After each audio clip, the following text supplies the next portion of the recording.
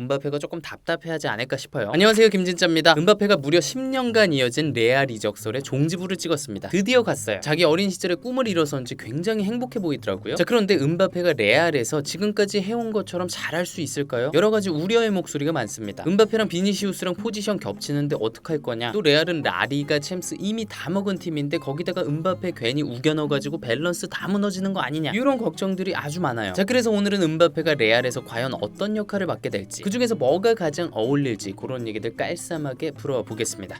음바페는 어느 포지션에서 뛰어야 할까? 자, 음바페는 왼쪽, 오른쪽, 중앙 어디서든 뛸 수 있습니다. 일단 모나코에서 뛰었을 때, 그리고 프랑스 대표팀에 막 뽑혔을 때, 그때는 오른쪽에서 주로 뛰었어요. 근데 월드 클래스로 확실히 자리 잡고 나서는 오른쪽에서 잘 안 뛰었죠. 뭐 프리롤로 뛸 때 자기가 꼴리면은 몇 번 그쪽으로 가긴 했지. 자, 그리고 음바페는 원톱 공격수로도 꽤 뛰었습니다. 근데 요 자리에서 음바페가 위력을 발휘하게 하려면 어느 정도 자유를 줘야 돼요. 여기저기 돌아다니면서 볼 만지고 자기가 원할 때 원하는 공간으로 침투할 수 있는 그런 자유, 그걸 줘야 잘해. 그냥 최전방에 주구장창 박혀있는 역할을 시키면 음바페의 장점도 안 살고 또 결정적으로 이 친구가 삐져요. 예전에 파리에서 갈티에 감독이 그런 역할 시켰다가 음바페가 인스타 스토리로 싫은 티 팍팍 냈다고. 무조건 여기저기 돌아다닐 수 있는 자유를 줘야 돼. 그러면 잘할 거야. 그리고 음바페는 기질적으로도 득점에만 집중하는 역할이 맞아요. 왜 그러냐면 음바페는 포체티노 감독이 말했듯이 모먼트 플레이어입니다. 모먼트 플레이어가 뭐냐? 어떤 순간에 팍 빛나는 선수라는 거예요. 그러니까 경기에 전혀 관여하지 않는 것 같다가도 갑자기 나타나 마법을 부려. 그래서 팀을 이기게 만들어. 보통 천재들이 그렇죠. 메시, 호날두도 다 그런 느낌이잖아. 음바페도 그런 기질이 있다고요. 그러니까 음바페 원톱에 놓고 수비 부담 확 줄여준 다음에 너 마음대로 해라. 그저 우리 팀 이기게만 해주라. 이런 느낌으로 쓰는 거 나쁘지 않다는 거죠. 자, 그렇지만 사실 음바페가 가장 잘할 수 있는 자리는 뭐니 해도 왼쪽으로 치우친 공격수 자리죠. 파리 생제르맹이랑 프랑스에서 괜히 거기서 뛴 게 아닐 거 아니야. 자, 그러면 음바페가 왜 거기서 가장 위협적일까요? 음바페는 침투를 통해서 득점하는 스타일이기 때문입니다. 음바페가 막 지루처럼 골대 앞에서 힘으로 버티다가 헤더하는 스타일은 아니잖아요. 공간으로 들어가면서 패스 받아가지고 골 넣는 스타일이라고요. 자, 근데 그렇게 공간으로 들어가면서 골을 넣으려면 미리 빠져 있어야죠. 그래야 저기에 공간이 넓게 확보가 될 거 아니야. 그러면 패스 오는 거 맞춰서 침투, 동선 침투, 타이밍 조절해서 들어가서 넣으면 된다고. 그래서 음바페가 왼쪽으로 약간 빠져 있는 걸 좋아하는 거예요. 근데 사실 요거는 침투해서 넣는 거 좋아하는 선수들이 다 그래요. 옛날에 앙리 그리고 호날두도 왼쪽으로 빠지는 걸 좋아했습니다. 아, 근데 왜 하필 왼쪽이냐고요? 다 오른발잡이잖아요. 이렇게 들어가서 볼 잡았을 때 오른발로 때리면 슈팅각이 더 넓게 나오니까. 자, 그리고 음바페는 왼쪽으로 빠져야 자기가 가진 다른 재능들을 100% 발휘할 수가 있습니다. 일단 음바페가 20m, 30m 스프린트 질이잖아요. 그러니까 요쯤에서 툭 쳐놓고 치타처럼 돌파한다고요. 그리고 좁은 공간에서도 돌파 잘하죠. 박스 안에 요쯤에서 상대 수비 2명 제껴가지고 동료한테 컷백 내준다고. 그리고 박스 바깥에 요쯤에서 오른발 가마차기 아니면 꺾어차기로 득점하는 거, 요거는 그냥 전매 특허죠. 이런 모든 장점들이 음바페가 왼쪽으로 치우친 공격수로 뛸 때 다 발휘가 됩니다. 자, 그런데 여기서 문제가 발생하죠. 음바페와 비니시우스의 공존. 자, 문제는 비니시우스도 음바페랑 똑같은 자리에서 제일 잘한다는 거예요. 두 선수의 지난 시즌 히트맵을 비교해볼까요? 거의 복사본입니다. 물론 음바페가 조금 더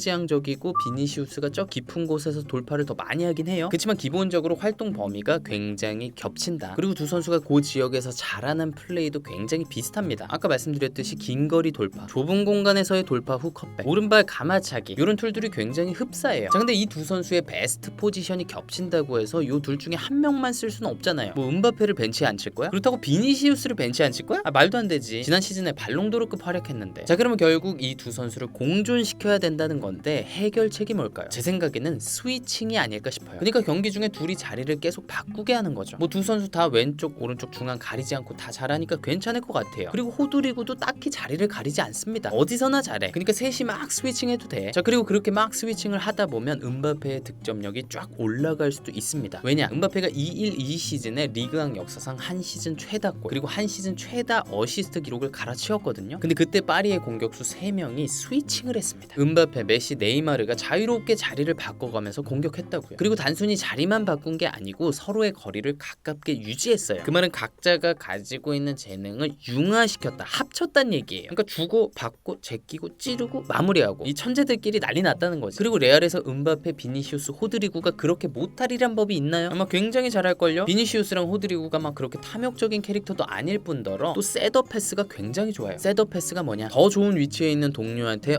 바로 슈팅 때려? 이러면서 살짝 내주는 패스. 그러니까 골 넣으라고 세팅해준다 요거예요. 비니시우스랑 호드리구가 그런 셋업 패스가 굉장히 좋아요. 그러면 음바페까지 해서 셋이 막 자리 바꿔서 주고 받다가 누가 누구한테든 셋업 패스 하고 바로 마무리하면 끝장난다고. 여러분 생각해보세요. 음바페가 그동안 대표팀에서 쭉 잘할 수 있었던 것도 그 옆에 있는 지루와 그리즈만이 셋업 패스가 정말 좋았기 때문이에요. 이번 유로 봐봐. 지루 그리즈만 없으니까 음바페가 힘을 못 쓰잖아요. 자, 그리고 여러분 레알이 더 무서운 게 뭔지 아세요? 그 셋이 막 스위칭하다가 이쪽 공간이 비잖아요. 그러면 뒤에 있던 벨링엄이 또 그 공간으로 침투를 할 수가 있어요. 상대로서는 정말 악몽이죠. 그리고 여러분 음바페, 비니시우스, 호드리구가 셋이 같이 역습한다고 생각해보세요. 나 벌써 무섭다. 토니 크로스의 공백. 자, 음바페가 레알에서 잘하려면 개인적으로는 레알의 미드필더들이 토니 크로스의 공백을 잘 메꿔줘야 된다고 생각을 해요. 왜냐면 지난 시즌 레알의 공격수들이 날아다닐 수 있었던 이유는 토니 크로스가 양질의 패스를 공급해줬기 때문이거든요. 근데 크로스 은퇴했잖아. 이제 누가 음바페, 비니시우스한테 패스 찌를 거냐고. 자, 이번 유로에서 음바페가 잠잠했던 또 다른 이유가 뭐였냐? 프랑스의 중앙 미드필더들이 전방에 양질의 패스를 공급하지 못했기 때문이에요. 아니 오죽하면 음바페가 요런 얘기를 했습니다. 옛날에 포그바 있을 때는 그냥 뒷공간에 뛰면 발 앞에 패스가 왔는데 지금 동료들은 그런 스타일이 아니다. 그래서 뒷공간 안 뛰는 거다. 나도 뒷공간 뛰고 싶다. 얼마나 답답하면 요런 얘기를 했겠냐고. 자, 근데 여러분 참 재밌는 게 뭔지 아십니까? 음바페가 약간의 아쉬움을 표시한 프랑스의 중앙 미드필더들, 그러니까 추아메니, 카마빈가, 요 선수들이 공교롭게도 다 레알 소속입니다. 당장 레알에서 또 같이 호흡을 맞춰야 돼요. 근데 프랑스 대표팀에선 안 오던 패스가 레알에 가면 올까? 저는 아니라고 봅니다. 자, 추아메니와 카마빈가의 볼 배급 능력 나쁘지 않아요. 근데 막 엄청 훌륭하진 않습니다. 백패스랑 횡패스의 비율이 너무 많아. 그리고 토니 크로스나 포그바가 하던 상대의 허를 찌르는 전진 패스, 그런 패스의 비율이 너무 적습니다. 당연히 앞으로 경험을 쌓으면 더 좋아지겠죠. 근데 아직까지는 음바페가 조금 답답해하지 않을까 싶어요. 근데 그나마 좀 안심인 건 벨링엄이 있다는 거예요. 음바페가 아무튼 앞쪽에 어딘가에 서면 팀 밸런스상 벨링엄의 자리가 지난 시즌보다는 조금 낮아지겠죠. 그러면 벨링엄이 반대 전환이라든가 전방으로의 수루 패스라든가 토니 크로스가 했던 그런 것들을 조금 해줄 수가 있겠죠. 벨링엄이 할 게 너무 많나? 침투에 패스에 태클에. 근데 다 잘 하시잖아. 그냥 해줘. 안첼로티. 자, 음바페를 다른 선수들하고 어떻게 공존시킬 것인가? 이 문제를 가장 잘 풀 수 있는 감독은 아마 안첼로티일 겁니다. 왜냐고요? 예전에 그런 걸 잘했습니다. 여러 스타 선수들을 공존시키기 위해서 창의적인 해법을 내놓은 적이 있어요. 예를 들면 밀란 감독을 하던 02-03 시즌에 피를로, 세도로프, 가투소, 루이 코스타를 다 뛰게 하려고 그 당시에 약간 생소한 다이아몬드 전술을 썼어요. 근데 챔스 우승했어. 그리고 06-07 시즌에는 카카를 포함한 5명의 미드필더들을 한꺼번에 다 쓰려고 크리스마스 트리 전술이란 걸 써요. 굉장히 신선하잖아. 근데 또 챔스 우승을 했네? 그러니까 이번 시즌 레알에서도 뭔가 창의적인 게 나올 수도 있어요. 그리고 그 과정에서 지난 시즌 벨링엄의 득점력이 갑자기 주목받았듯이 어떤 선수의 어떤 몰랐던 능력이 갑자기 툭 하고 튀어나올 수도 있는 거고요. 자, 근데 참 재밌는 게 안첼로티는 이런 공존의 해법에 대해서 막 복잡하게 생각하진 않는 것 같더라고요. 이런 얘기를 해요. 단 하나의 필승 전술은 없다고 생각합니다. 제가 생각하는 필승 전술은 그냥 선수들을 자기가 편안해하는 자리에 놓는 거예요. 그렇지? 그게 답이죠. 각자가 편안해하는 자리에 놓는다. 근데 그게 쉬운 게 아닌데 참 대단하셔. 자, 그리고 안첼로티가 음바페를 참 잘 쓸 것 같은 게 그전에도 거물급 스타들을 정말 잘 썼습니다. 안첼로티 감독 밑에서 뛰던 선수들 중에 무려 4명이 발롱도르를 받았어요. 셰브첸코, 카카, 호날두, 벤제마. 근데 이렇게 4명을 배출한 게 또 감독들 중에 최다래요. 그러니까 음바페도 잘 쓰지 않을까? 기대되는 거죠. 네, 오늘은 이렇게 음바페가 레알에서 어떤 역할을 맡게 될지 알아봤습니다. 과연 음바페는 챔스에서 우승하고 발롱도르까지 받을 수 있을까요? 그래서 어린 시절 자신의 방안을 가득 채웠던 그 우상의 길을 따라갈 수 있을까요? 안첼로티 감독 한번 믿어보겠습니다. 왜냐면 또 이런 얘기를 했거든요. 우리는 음바페를 어딘가에 놔야 됩니다. 제가 그곳을 찾겠습니다. 어우 든든해요. 국밥이에요. 빨리 레알에서 골 넣고 셀레브레이션하는 음바페 보고 싶습니다. 꿈을 이룬 누군가의 얼굴을 보는 건 언제나 좋은 것 같습니다. 네, 오늘은 여기까지입니다. 저는 또 다음 축구 컨텐츠에서 뵙겠습니다. 감사합니다. 뿅.